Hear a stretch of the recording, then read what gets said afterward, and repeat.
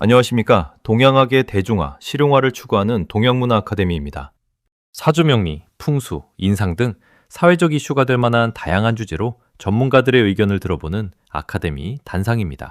이번 시간에는 관상을 넘어선 심상의 역사, 백범 김구 선생과 매국노 이완용의 관상을 비교함으로써 우리의 얼굴이 운명을 결정하는가에 대한 질문입니다. 관상, 즉 얼굴의 생김새를 넘어선 마음의 상, 심상의 역사를 통해 운명의 진실이 무엇인지 탐구해보고자 합니다. 특히 천격의 지도자 백범 김구 선생과 비격의 매국노 이완용의 삶을 통해 그 진실을 명확히 들여다보겠습니다. 여기 두 장의 사진이 있습니다. 한쪽은 1949년 동대문 운동장에서 거행된 장례식 풍경입니다. 100만 조객이 운집하고 수천 개의 만장이 서울시가지를 뒤덮었던 말 그대로 잠시 죽지만 영원히 사는 길을 택한 이의 마지막 모습입니다. 다른 한쪽은 1926년 1,300여 명만이 참석한 조용한 장례식 이후에 파묘되기 전의 묘지 모습입니다.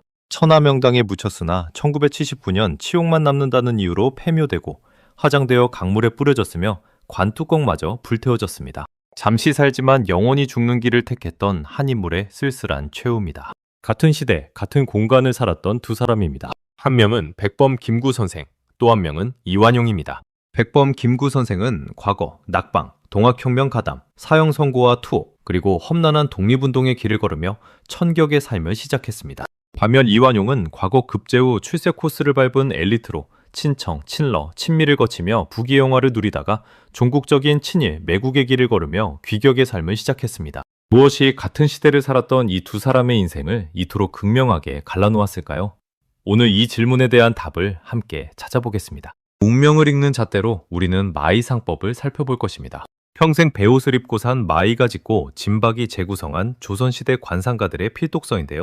마이상법에서는 인물의 상을 크게 위험 있는 위, 후덕한 후, 맑은 청, 기이한 괴, 외로운 고, 얇은 박, 사나운 악, 탁한 탁 8가지로 구분합니다. 이 옛 상법서의 잣대로 이 두 사람의 얼굴에 새겨진 운명을 정밀하게 해부해 보겠습니다. 먼저 귀격의 출발점에 섰던 엘리트 관료 이완용의 이야기입니다. 그는 처음부터 매국노가 아니었습니다. 부한말 그의 행적은 오히려 개혁가에 가까웠으며 고종의 충직한 신하였습니다. 조선 후기 손꼽히는 명필가였고 아관파천을 주도하며 왕실을 보호했으며 독립협회 회장을 역임하기도 했습니다. 고종 당시에는 세 개의 대신 직책을 동시에 수행할 정도였죠. 이 시기까지의 놀라운 성취는 완벽에 가까웠던 그의 관상과 정확히 일치했습니다. 그럼 이완용의 관상을 진단해 보겠습니다. 첫 번째는 청수지상과 오악조옹입니다. 관인팔법 중 맑고 빼어난 청수지상에 해당하는 얼굴로 정신이 뛰어나고 우아하며 한 점 티끌도 묻지 않은 고급 관료의 얼굴이었습니다. 또한 얼굴에 돌출된 5부위, 이마, 코, 턱, 양쪽 광대뼈, 즉 오악이 서로 마주보듯 균형을 이루는 오악조옹의 전형적인 길상이었습니다. 관상학에서는 이를 관직이 품에 이르고 부귀영화를 누릴 상으로 평가합니다. 이완용의 이목구비 역시 부귀를 담고 있었습니다. 이마 양쪽의 일월각, 즉 눈썹이 이마 가운데 양쪽이 바르게 솟아있어 지위가 3공에 이를 상이었죠. 귀 상부 끝이 눈썹보다 높아 군신이 화합하는 길상이었고 눈보다 길고 초승달 모양을 한 눈썹은 뛰어난 문장력과 부귀를 누리며 충직한 신하로 녹봉을 받는 상이었습니다. 전형적인 조선 문관의 상이자 부와 귀를 함께 누릴 완벽한 귀격이었습니다. 하지만 완벽해 보이던 그의 얼굴에도 치명적인 약점이 있었습니다. 바로 빈약한 하정의 비극입니다. 초년과 중년의 운세를 결정하는 이마와 중안부는 발달했지만 말년운을 상징하는 턱이 상대적으로 빈약했던 것이죠. 1898년 파직으로 정치적 위기가 도래하자 그는 치명적인 선택을 합니다. 이완용은 결국 이토 히로부미와 결탁하고 친일파의 주구가 되었습니다. 이완용이 엘리트 코스를 밟고 있을 때 청년 김구, 본명 김창수는 과거에 낙방하며 절망에 빠졌습니다. 아버지의 권유로 석 달간 두문불출하며 마의상법으로 자신의 얼굴을 면밀히 관찰한 청년 김창수가 거울 속에서 마주한 것은 부귀한 길상은 단 한 군데도 없고 오직 천하고 가난하고 흉한 상뿐인 자신의 얼굴이었습니다. 이것이 바로 천격의 시작이었습니다. 김구 선생의 관상을 진단해 보겠습니다. 관인팔법 중 고, 즉 고괴지상에 해당합니다. 골격이 보통 사람과 달리 괴이하며 이마, 정수리, 광골, 턱 등의 뼈가 울퉁불퉁했습니다. 관상학적으로는 새 속에서 출세할 수 없는 고승이나 기임의 상으로 평가받았죠. 또한 젊은 시절에 턱에 살점이 없고 안쪽으로 들어가 있어 이완용보다도 말려눈이 불투명한 최악의 형태였습니다. 충상으로 가득했던 김구 선생의 이목구비를 더 자세히 살펴보겠습니다. 눈은 상부 정점이 뾰족한 삼각형 모양으로 사람을 살상하고 안해를 극하는 매우 꺼리는 상이었습니다. 코는 콧대는 있으나 콧방울이 약하고 정면에서 콧구멍이 보여 재물을 관리할 능력이 없고 재물이 새어나가는 상이었죠. 귀는 눈썹보다 한참 낮고 안쪽 귓바퀴가 뒤집혀 튀어나와 부부 이별수가 있고 조상의 업을 지키기 어려움을 나타냈습니다. 눈썹은 눈보다 짧고 털이 이리저리 엉켜 산란했으며 눈과 눈썹 사이인 전태궁이 좁고 함몰되어 부모의 유산과 인연이 없었습니다. 하지만 김구 선생은 역사적인 터닝포인트를 맞이합니다. 바로 운명을 뒤집은 한 줄의 깨달음입니다. 마이상법을 읽던 그는 상호 불여신호, 신호 불여시모, 즉 얼굴 좋음이 몸 좋음만 못하고 몸 좋음이 마음 좋음만 못하다는 구절에서 깨달음을 얻습니다. 백범이지에 기록된 위대한 결단은 바로 이것입니다. 흉상의 얼굴에 좌절하는 대신 좋은 마음을 가진 호시민이 되기로 결심한 것이죠. 청격의 얼굴을 가진 위대한 민족의 지도자가 탄생하는 순간이었습니다. 시대는 그의 얼굴을 조각했습니다. 1919년 상해 대한민국 임시정부 경무국장 시절 44세의 김구 선생 얼굴에서는 청년 시절의 흉한 기운이 거치고 관인 8법 중 위엄과 용맹이 가득한 위맹지상으로 변화했습니다. 통모가 엄숙하고 위엄이 있어 나라를 위해 큰일을 할 수 있는 상으로 바뀐 것이죠. 3.1운동의 저력과 해방에 대한 확고한 신념이 내면을 가득 채워 마침내 강렬한 외형으로 표출된 모습이었습니다. 하지만 그의 삶은 평탄하지만은 않았습니다. 1930년대에서 40년대 충칭 임시정부 시절의 김구 선생 얼굴에는 파랑과 고단함이 깊게 패어 있었습니다.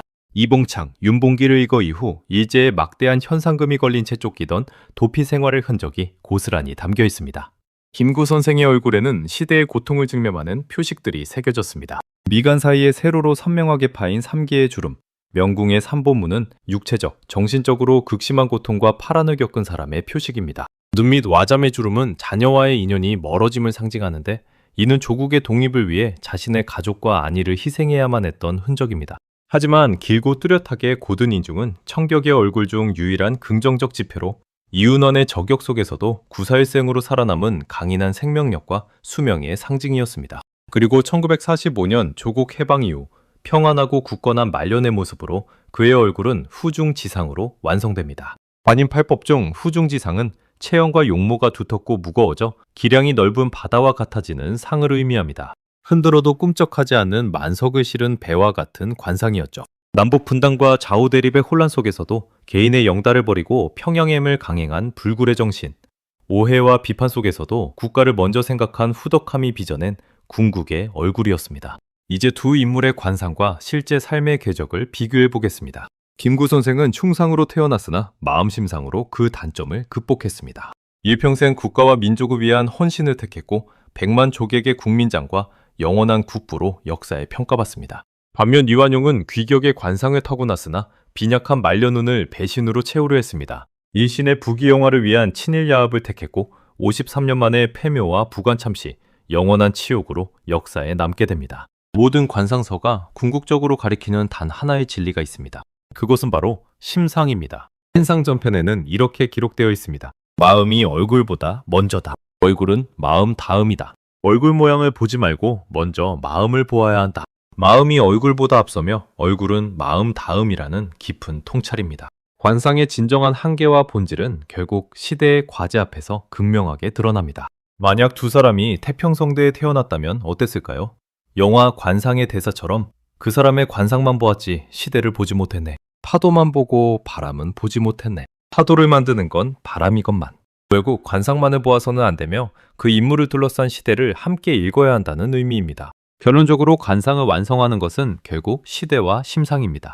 개인의 얼굴 윤곽은 타고나지만 그 위에 표정과 주름, 눈빛을 새겨 넣는 조각가는 바로 시대인 것이죠. 백범 김구 선생은 잠시 죽는 길을 가더라도 영원히 사는 길을, 이완용은 잠시의 부귀영화를 위해 영원히 죽는 길을 선택했습니다. 운명을 바꾼 것은 타고난 관상이 아닌 시대를 꿰뚫어본 심상이었습니다. 이상 민족 지도자 백범 김구 선생님과 매국노 이완용의 관상을 심상과 시대라는 매개로 비교 분석해 보았습니다.